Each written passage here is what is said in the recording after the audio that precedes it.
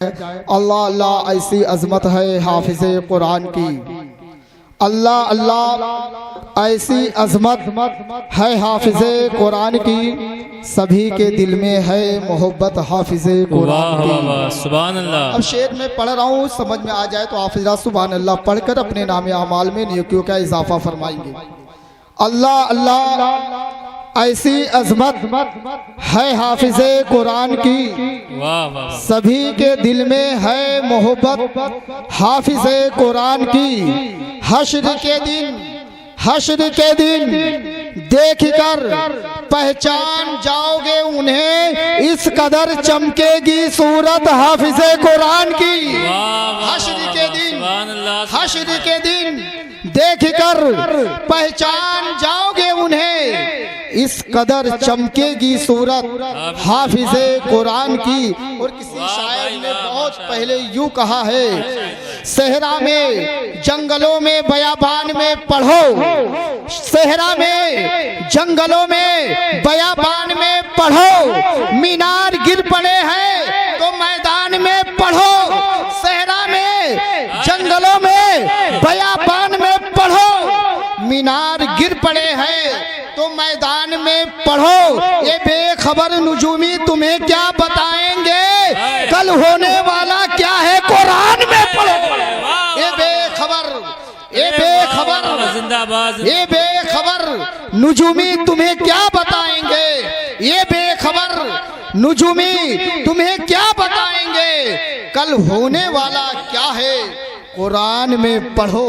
अजीज़ाने से बाहर निकाल रहा है। अरे जो आशिके रसूल होते हैं वो भागा नहीं करते हैं, और बल्कि दुकान में होते हैं तो जलसेगाह में आ जाया करते हैं, मकान में होते हैं तो जलसेगाह में आ जाया करते हैं, अगर अपने घर में होते हैं तो जलसेगाह में आ जाया करते हैं। तो आप हजरात को ये चाहिए, जो हजरात जलसे को समाप्त करने के लिए अपने घर से आए हुए हैं तो होटल में खड़े होकर अपने वक्त को ना गुजारे, वो अपने घर में लेट कर अपने वक्त को ना गुजारे, और हमारे फैजान भाई के पीछे खड़े होकर के वक्त को ना गुजारे, बल्कि फर्श बिछा हुआ है। हमारे हाफिज मोहम्मद हाशिम साहब ने इतना माकूल इंतजाम किया है आपके बैठने के लिए, आपके खाने के लिए, तो हमें उस हक को अदा कर देनी चाहिए। नबी की महफिल है तो आप हजरात को यूं चाहिए कि हम बैठकर अदब और एहतराम के साथ जलसेगाह में बैठेंगे तो अल्लाह तबारक व तआला आपसे राजी होगा, उसका रसूल आपसे राजी होगा, आपकी यहाँ से किस्मत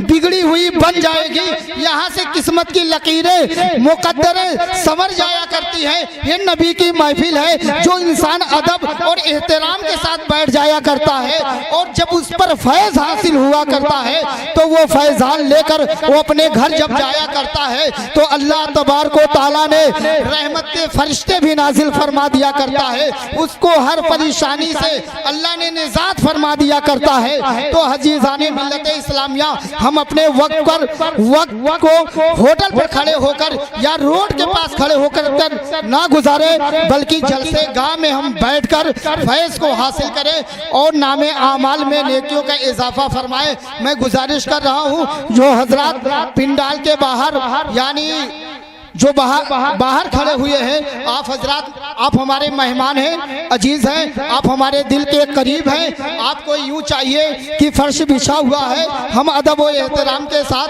फर्श पर तशरीफ रखें। किसी ने बहुत पहले यूं कहा है, क्या भरोसा है जिंदगानी का, क्या भरोसा है जिंदगानी का, आदमी बुलबुला है पानी का, क्या भरोसा है जिंदगानी का, आदमी बुलबुला है पानी का, और कर जवानी में इबादत काहिली अच्छी नहीं, जब बुढ़ापा आ गया तो बात कुछ बनती नहीं।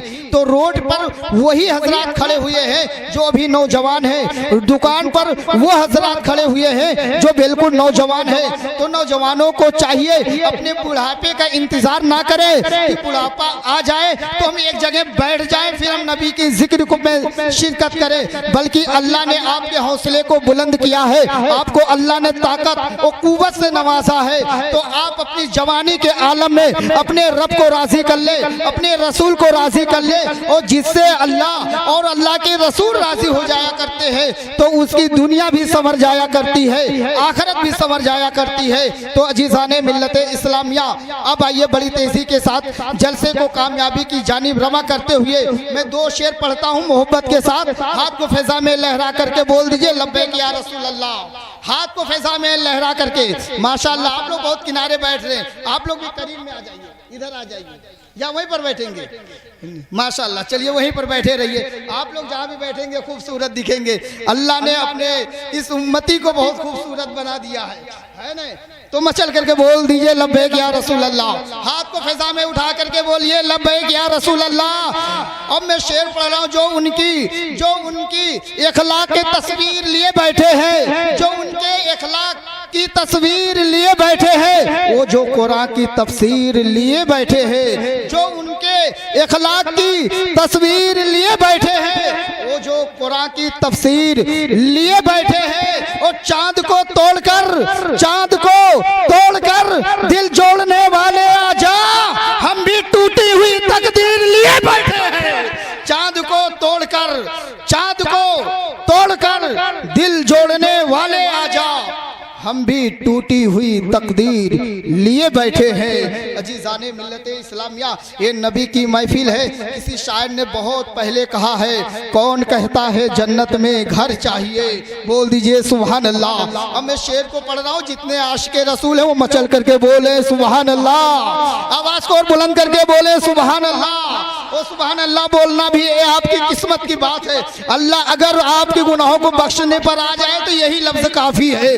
तो चल के बोले सुभान अल्लाह। कौन कहता है जन्नत में घर चाहिए, कौन कहता है जन्नत में घर चाहिए, हम गुलामों को बस उनका दर चाहिए। कौन कहता है जन्नत में घर चाहिए, हम गुलामों को बस उनका दर चाहिए। जिसकी महफिल है, जिसकी महफिल है, जिसकी महफिल है, जिसकी महफिल है, जिसकी महफिल है, ये वो भी मौजूद है। हाँ हाँ, मगर देखने को नजर चाहिए। जिसकी महफिल है, जिसकी महफिल है, ये वो भी मौजूद है। हाँ, मगर देखने को नजर चाहिए। अजीज़ाने मिल्लत इस्लामिया, अब आइए नाते नबी सल्लल्लाहु तआला अलैहि वसल्लम गुनगुनाने के लिए मैं गुजारिश कर रहा हूँ। इरशाद रजा से वो माइक पर तशरीफ ला रहे, जरा सा उनका इस्तकबाल नारे तकबीर और रिसालत से करें, अपनी आवाज़ को बुलंद करें। ऐसा महसूस हो कि जलसे का बिल्कुल आगाज हो चुका है।